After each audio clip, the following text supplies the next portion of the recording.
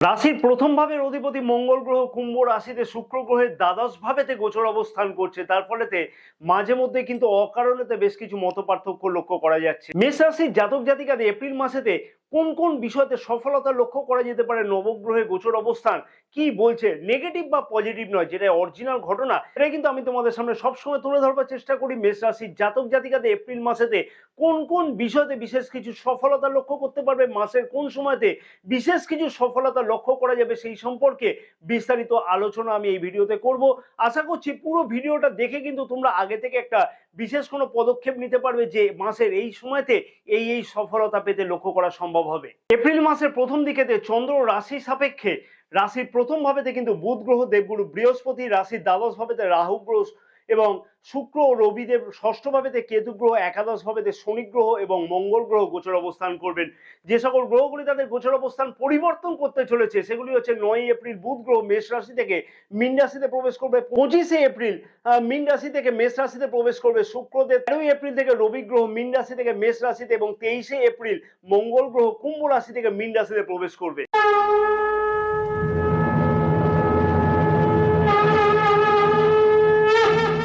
নমস্কার প্রিয় দর্শক বন্ধুগণ, আমি শ্রী পরাশর তোমাদের সকলকে জানাই সাদর অভ্যর্থনা তোমাদের এই প্রিয় চ্যানেল দ্য ডাইরেকশন অফ ডেস্টিনিতে। আশা করছি প্রিয় দর্শক বন্ধুগণ সকলে তোমরা বেশ ভালোই আছো। ভিডিও শুরুর পূর্বেই বলবো, যদি আমার সাথে কেউ পরামর্শ গ্রহণ করতে চাও তাহলে উপরে যে নাম্বার দিয়েছে সেই নম্বরেতে হোয়াটসঅ্যাপের মারফতে অ্যাপয়েন্টমেন্ট বুকিং করাতে পারো। এই সার্ভিস কিন্তু পেইড সার্ভিস।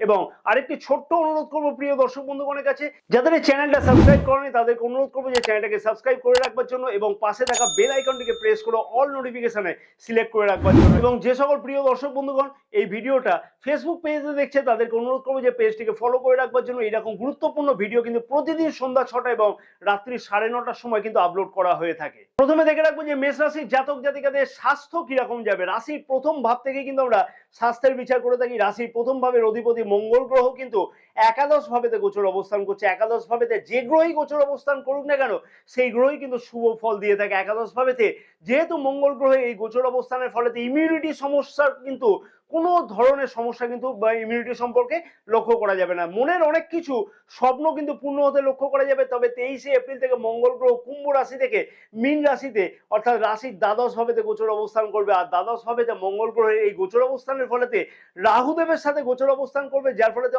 অঙ্গার যোগ কিন্তু তৈরি হচ্ছে। তার ফলেতে কিন্তু 23 এপ্রিল থেকে অতি অবশ্যই শরীর স্বাস্থ্যের দিকে বিশেষ কিছু খেয়াল রাখতে হবে এবং ইমিউনিটি সিস্টেম সম্পর্কে বিশেষ কিছু চিন্তার কারণ কিন্তু লক্ষ্য করা যাচ্ছে 23 এপ্রিল থেকে। শিক্ষার্থীদের শিক্ষা জীবনটি কেমন কাটবে এপ্রিল মাসেতে, রাশির পঞ্চম ভাব থেকে কিন্তু আমরা শিক্ষা জীবনকে বিচার করে থাকি এবং শিক্ষার বা রাশির পঞ্চম ভাবের অধিপতি রবি গ্রহ কিন্তু রাশির দ্বাদশ ভাবেতে রাহুদেবের সাথে গোচর অবস্থান করছে। রাহুদেবের সাথে গোচর অবস্থানের ফলেতে গ্রহণ যোগ কিন্তু তৈরি হয়েছে, যার ফলেতে বড় কোনো অ্যাডমিশন নেওয়ার ক্ষেত্রেতে বেশ কিছু অসুবিধার কারণ কিন্তু লক্ষ্য করা যাবে মেষ রাশির জাতক জাতিকাদের ক্ষেত্রেতে। 13 এপ্রিল পর্যন্ত শিক্ষার্থীদের যথেষ্ট পরিমাণে মনঃসংযমে অভাব করতে লক্ষ্য করা যাবে। কারণ কি, যেহেতু গ্রহণযোগ তৈরি করছে। তবে 13 এপ্রিল থেকে 13 এপ্রিল বিশেষ করে বলবো রাত্রি 9:15 থেকে কিন্তু রবি গ্রহ মেষ রাশিতে প্রবেশ করবে। অর্থাৎ রবি গ্রহ কিন্তু উচ্চস্থ গোচর অবস্থান করবে মেষ রাশিতে। শিক্ষার্থীদের যে সকল অসুবিধাগুলি চলতে লক্ষ্য করা যাচ্ছিল সেই সকল অসুবিধা থেকে কিন্তু অতি অবশ্যই দূরীভূত হতে লক্ষ্য করা যাবে এই সময় থেকে। অর্থাৎ 13 এপ্রিল থেকে 9:15 পর থেকে কিন্তু শিক্ষার্থীদের কাছে গুরুত্বপূর্ণ কোনো চিন্তা ভাবনা করতে লক্ষ্য করা যেতে পারে। এবং 13 এপ্রিলের পর থেকে যদি কোনো শিক্ষার বিষয়তে কোনো পরিবর্তন করতে হয় অথবা কোনো পরীক্ষা দিতে হয় অথবা সরকারি কোনো কম্পিটিটিভ এক্সাম থাকে, সেইখানেও কিন্তু গুরুত্বপূর্ণ ভালো ফল করতে লক্ষ্য করা সম্ভব হবে। প্রেম সম্পর্কটি কেমন কাটবে, রাশির পঞ্চম ভাব থেকে কিন্তু আমরা প্রেম সম্পর্ককে বিচার করে থাকি। পঞ্চম ভাবের অধিপতি রবি গ্রহ কিন্তু রাশির দ্বাদশ ভাবেতে রাহুদেবের সাথে গোচর অবস্থান করছে, গ্রহণ যোগ তৈরি করছে। পঞ্চম ভাবের অধিপতি সাথে রাহুদেব যখন গোচর অবস্থান করছে অথবা সহ অবস্থান করছে, অকারণেতে কিন্তু নিজেদের মধ্যে একটা মনোমালিন্যতা, সন্দেহ প্রবণতা ইত্যাদি কিন্তু সৃষ্টি হতে লক্ষ্য করা যাবে, যার ফলে প্রেম সম্পর্কের দিকে বেশ কিছু কিন্তু খেয়াল রাখা উচিত হবে অতি অবশ্যই 13 এপ্রিল পর্যন্ত। 13 এপ্রিলের পর থেকে কিন্তু যখন রবিদেব রাশির পঞ্চম ভাবের অধিপতি যখন রাশির প্রথম ভাবেতে গোচর অবস্থান করবে, তাও আবার উচ্চস্থ অবস্থাতে গোচর অবস্থান করবে, তখন থেকে কিন্তু প্রেম সম্পর্কের মধ্যে কিন্তু যথেষ্ট উৎসাহতা লক্ষ্য করা যাবে। অযথা যে ব্রেকআপের সৃষ্টি হয়েছিল সেই ব্রেকআপ থেকেও কিন্তু আবার পুনরায় দেখবে একটা ঠিকঠাক হতে লক্ষ্য করা যাবে। তাই 13ই এপ্রিলে আগে পর্যন্ত প্রেম সম্পর্কের দিকে বিশেষ কিছু খেয়াল রাখতে হবে। 13ই এপ্রিলের পর থেকে কিন্তু প্রেম সম্পর্কের মধ্যে যে সকল অসুবিধা গুলি লক্ষ্য করা যাচ্ছিল সেই সকল সমস্যা থেকে কিন্তু মুক্তি পেতে লক্ষ্য করা যাবে। বিবাহিত সম্পর্কটি কেমন কাটবে? রাশির সপ্তম ভাব থেকে আমরা বিবাহিত সম্পর্ককে বিচার করে থাকি। সপ্তম ভাবের অধিপতি শুক্রদেব কিন্তু রাশির দ্বাদশ ভাবেতে, তাও আবার মীন রাশিতে উচ্চস্থ গোচর অবস্থান করছে। কিন্তু রাশির প্রথম ভাবের অধিপতি মঙ্গল গ্রহ কিন্তু কুম্ভ রাশিতে অর্থাৎ শুক্র গ্রহের দ্বাদশ ভাবেতে গোচর অবস্থান করছে। তাই ডিফারেন্স অফ ওপিনিয়ন কিন্তু অকারণেতে বিশেষভাবে মাঝে মধ্যে লক্ষ্য করা যাবে। আবার দ্বাদশ ভাবেতে শুক্রদেব যথেষ্ট কিন্তু দুর্দান্ত ফল দিয়ে থাকে। বিবাহিত সম্পর্কের মধ্যেতে বেশ কিছু গুরুত্বপূর্ণ উন্নতি অতি অবশ্যই কিন্তু 25শে এপ্রিল পর্যন্ত লক্ষ্য করা সম্ভব হবে। যদি হাজব্যান্ড ওয়াইফ মিলে কোনো জয়েন্ট ভেঞ্চার জাতীয় কোনো যদি কাজ করতে চাও সেই দিকেতেও কিন্তু বিশেষ কিছু উন্নতি লক্ষ্য করা যাবে। ফ্যামিলি প্ল্যান করবার জন্য কিন্তু গুরুত্বপূর্ণ উদ্দেশ্য সফল হতে লক্ষ্য করা যাচ্ছে। কোথাও দূর ভ্রমণ করতে গেলেও কিন্তু যথেষ্ট কিছু চিন্তা ভাবনা করতে লক্ষ্য করা যাবে। 25শে এপ্রিল পর্যন্ত কিন্তু যথেষ্ট দুর্দান্ত হতে চলেছে বিবাহিত সম্পর্ক। মনের মধ্যে কিন্তু অনেক যে আশাগুলো জমিয়ে রাখা হয়েছিল সেই আশাগুলো কিন্তু যথেষ্টভাবে ফুলফিল হতে লক্ষ্য করা যাচ্ছে। সব থেকে গুরুত্বপূর্ণ বিষয় এবং সবার কিন্তু এই বিষয়তে প্রশ্ন থাকে যে এপ্রিল মাসেতে ভাগ্য কেমন থাকবে, কেরিয়ারের দিক থেকে কোনো বিশেষ উন্নতি হবে কিনা। রাশির নবম ভাব থেকে আমরা ভাগ্য এবং দশম ভাব থেকে আমরা কেরিয়ারের বিচার করে থাকি। রাশির নবম ভাবের অধিপতি দেবগুরু বৃহস্পতি কিন্তু রাশির প্রথম ভাবেতে এবং দশম ভাবের অধিপতি শনিদেব কিন্তু রাশির একাদশ ভাবেতে গোচর অবস্থান করছে। নবম ভাবের অধিপতি দেবগুরু বৃহস্পতি রাশির প্রথম ভাবেতে গোচর অবস্থান করছে। এপ্রিল মাসেতে কোনো ধরনের গোচর অবস্থান কিন্তু পরিবর্তন করছে না অ্যাটলিস্ট, এবং রাশির নবম ভাবেতেই কিন্তু দেবগুরু বৃহস্পতি গোচর দৃষ্টিও থাকছে।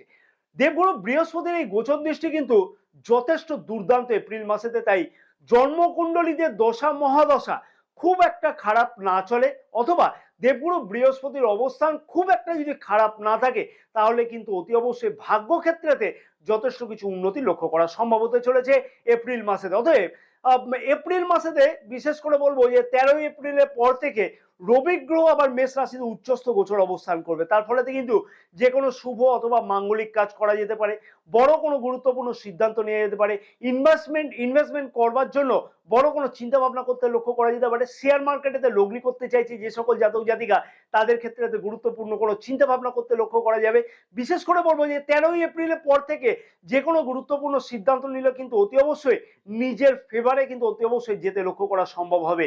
কারণ কি, নবম ভাবের অধিপতি কিন্তু রাশির প্রথম ভাবেতে এবং পঞ্চম ভাবের অধিপতি রাশির প্রথম ভাবেতে গোচর অবস্থান করবে। তার ফলে কিন্তু ভাগ্যক্ষেত্র যথেষ্ট দুর্দান্ত হতে চলেছে। কেরিয়ারের ভাব থেকে বলবো যে শনি গ্রহ রাশির দশম ভাবের অধিপতি কিন্তু একাদশ ভাবেতে গোচর অবস্থান করছে, এবং রাশির প্রথম ভাবের অধিপতি মঙ্গল গ্রহ সাথে অর্থাৎ রাশির প্রথম ভাবের অধিপতির সাথে কিন্তু গোচর অবস্থান করছে। টেকনিক্যাল, ইঞ্জিনিয়ারিং, তেল, লোহা, গ্যাস, মেকানিক্যাল অথবা পুলিশ প্রশাসন, মিলিটারি জগতে কাজের সাথে যুক্ত জাতক জাতিকাদের ক্ষেত্রে বেশ কিছু উন্নতি বা স্বপ্নপূর্ণ হতে লক্ষ্য করা সম্ভব হতে চলেছে এই সময়তে। এই সকল ক্ষেত্রে পদোন্নতি, পদ পরিবর্তন ইত্যাদিও কিন্তু লক্ষ্য করা সম্ভব হবে।